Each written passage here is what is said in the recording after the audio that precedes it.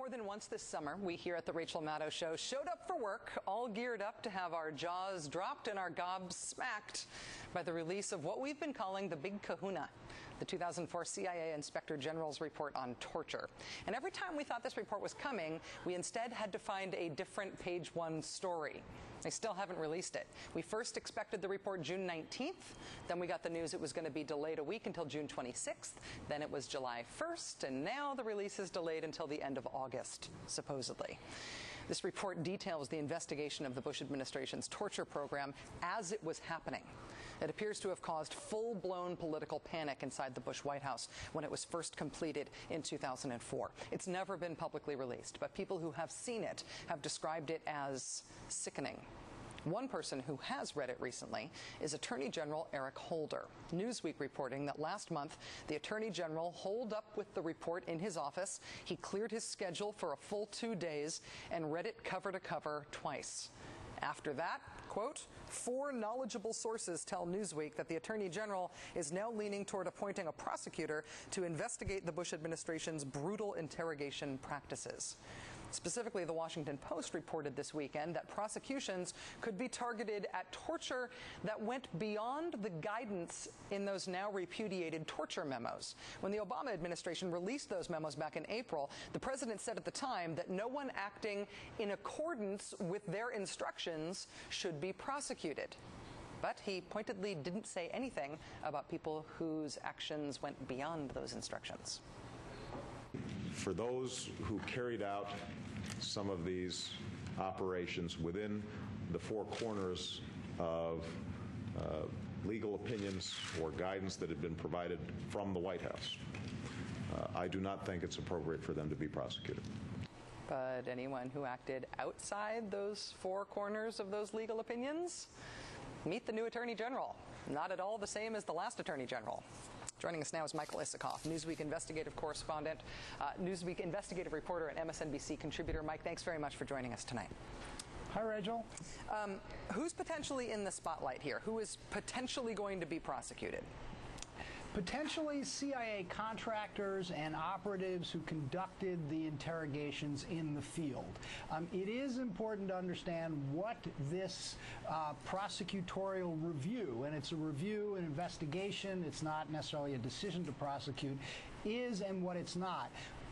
And I think there could be some disappointment by people who do think that the entire Bush administration interrogation policies and the people who crafted those policies and crafted those memos need to be investigated. They're not going to be. Did some reporting, further reporting today on this, and what I'm hearing from senior officials is very clear. Only those who went beyond or potentially went beyond what was in those memos. Now, that's not nothing. That's important. It is worth noting that the same CIA Inspector General who prepared that report in May of 2004 also referred about a dozen cases to the Justice Department. That's the CIA Inspector General John Helgerson. A dozen cases to the Justice Department for potential prosecution. Only one was prosecuted, a guy in North Carolina, David Pissarro, but all the others were declined. Now, the Obama Justice Department, the Holder Justice Department, is going to take another look at those to see whether those cases that have languished for years should be reinvestigated and prosecuted. On the issue of how I guess the remit here gets defined, how people figure out whether or not they might potentially be the target of prosecution here.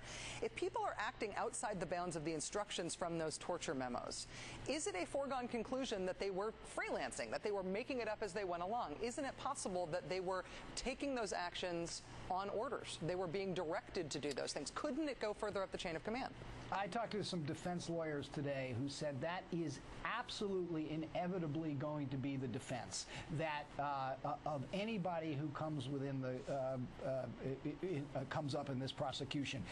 The defense lawyers are going to say they were relying and doing what their superiors knew about and told them to do, that the guidelines in those memos were ambiguous and fuzzy, and they had every reason to believe that when they waterboarded one detainee 183 times or another 83 times, they were doing what they believed their superiors wanted them to do.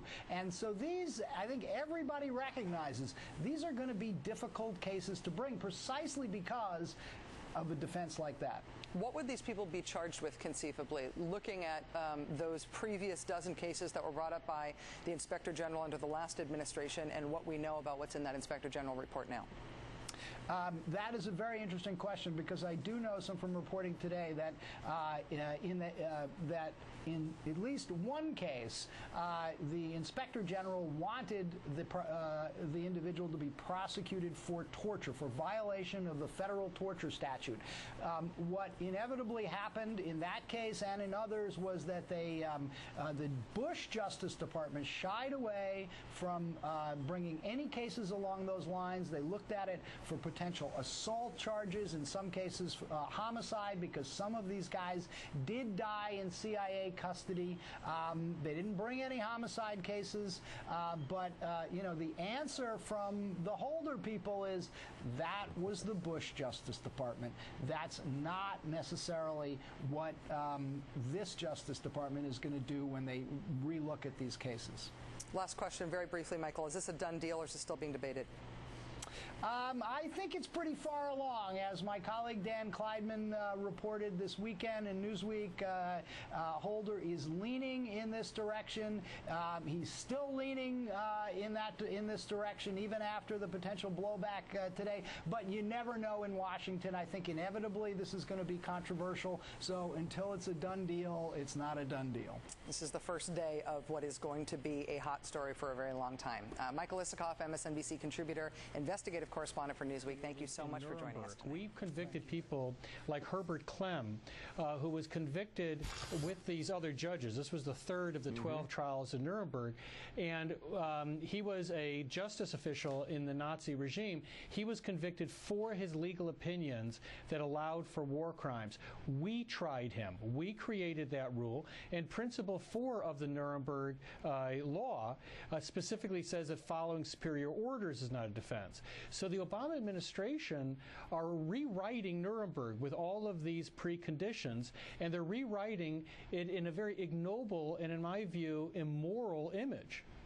So is the Obama administration shifting? Is this an answer to those who say, no, you have to do more because, as you point out, the law would seem to impel it?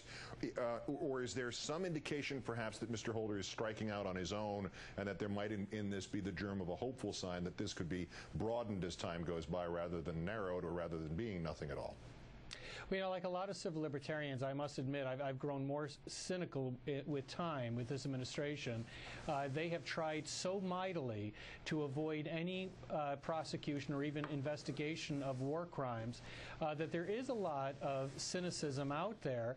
And I'm just not convinced. I think that Attorney General Holder is finding it very hard. He's becoming almost a tragic comical figure, like Sergeant Schultz saying, I see nothing, when every week brings out compelling evidence of a war crime. On top of that, we have soldiers in harm's way. And I think the Obama administration is preparing for what may come. What happens when one of our soldiers is waterboarded? And Al-Qaeda says, well, it's interrogation. What happens if an Iranian tribunal orders the waterboarding of an American and says, once again, this is no more than the interrogation allowed by the United States? That is what the loss of moral clarity brings to a country like the United States. Well, never mind that. Right now in North Korea, where we have two journalists who have been who are in jail, two American journalists for coming into the country illegally, that's a practical example right now where something, I mean, I'm not expecting they would waterboard them after having convicted them, but they certainly have no moral clarity based on what we've done in response to waterboarding. That's right. What we are doing is not just frittering away our moral standing, we're putting our own people at great and grave risk. That's what Nuremberg gave us. Nuremberg gave us not just a moral superiority over those who committed these crimes, it also gave us a clarity in how we would insist our own soldiers and citizens be treated. We've simply lost that. The Republican Senator, Mr. Alexander, said that if Holder does even this, he also needs to look under the subject of rendition under President Clinton when Mr. Holder was the Deputy Attorney General, thereby saying, okay, if you're going to investigate yourself. I assume your answer to that is, you know, bring it on. Yeah, well, I think I'd be more than happy to have them investigate all such occasions, and I don't believe, or policies, and I don't believe that the Republicans are serious about this, but Republicans have to make an important decision. They cannot go and create a legacy for their parties, the party that fought to protect the right to torture. I mean, whatever political aspirations they may have, they must at least retain something of a moral definition of themselves. I mean, they're the party of Abraham Lincoln, and see where they have gone. And I just don't believe that most Republicans really want that. But what also I think Attorney General Holder has to do is appoint a special prosecutor and tell him to go find crimes where the evidence leads. And